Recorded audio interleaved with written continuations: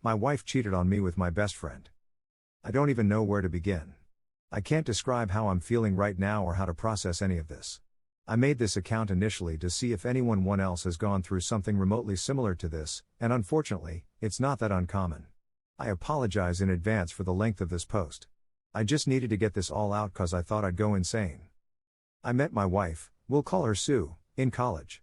We were both 18 at the time. We hit it off as soon as we went on our first date and were spewing I love yous within weeks of us dating.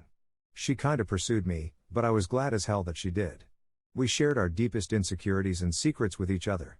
And when her dad passed away in her senior year of college, I was there for her through the whole ordeal. Her father had pancreatic cancer.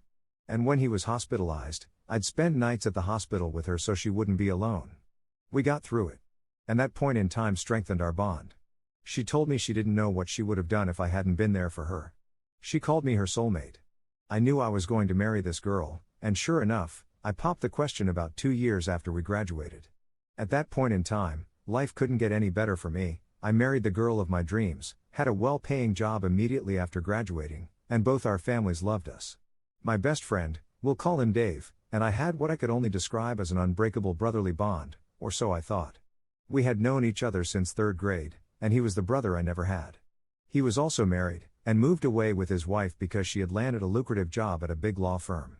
About a year ago, his wife died in a car crash, and this broke him. He moved back to our hometown after, but he was never the same. I tried to be there for him, but he wouldn't engage with anyone. No one understood the pain he was going through.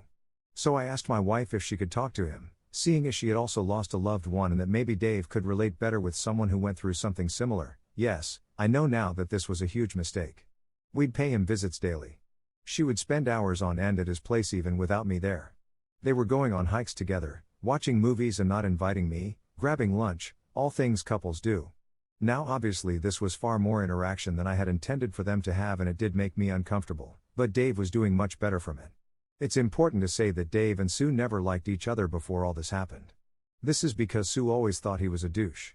Before he married his wife, Dave was bouncing from relationship to relationship, and even after he got with his deceased wife, he constantly cheated on her.